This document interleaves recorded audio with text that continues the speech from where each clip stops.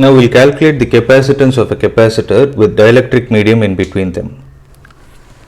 So let's consider a system like this. There is a parallel plate capacitor where the distance of separation between the plates is going to be d, out of which the t space is occupied by a dielectric of dielectric constant kappa 1, and the remaining region is air medium, and that is going to be d minus t.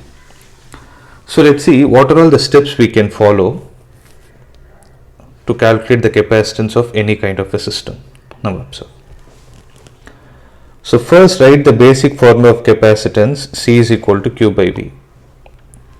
So the first step is C is equal to Q by V, where Q is going to be the charge on each plate. Let the area of cross section of each plate be A.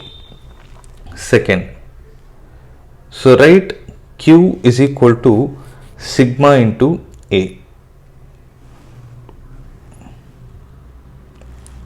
So we will write, so let this be the first step. So Q will be equal to sigma into A.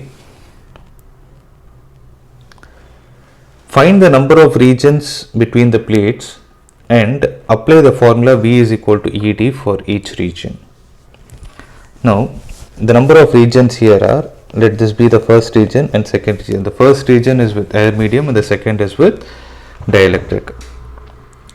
So V1 will be equal to E1 into D1.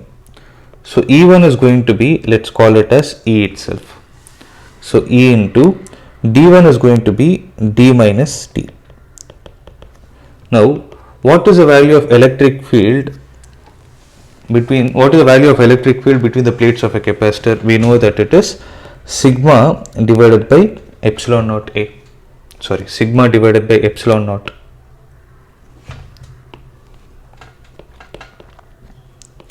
Into this D minus T is as it is. So let this be equation number 1.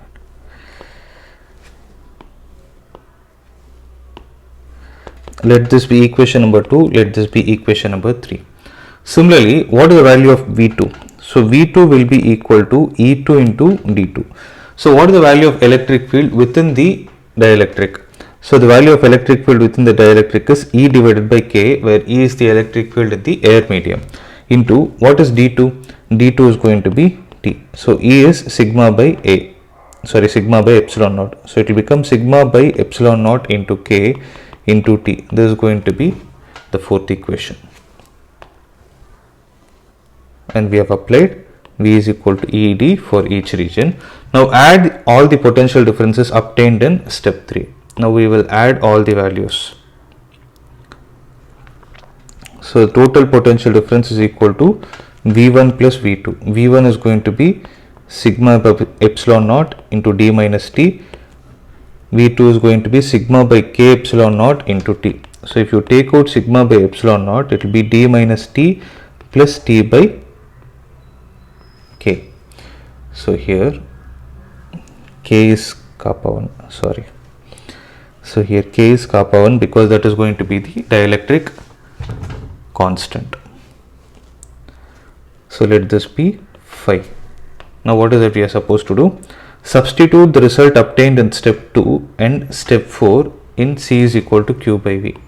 So the final result obtained from step 4 is this total potential difference. So this value and this value, when we substitute it here, we'll get the capacitance. So C is equal to Q by V. So Q is sigma into A divided by V is going to be sigma divided by epsilon naught into D minus T plus T by kappa 1.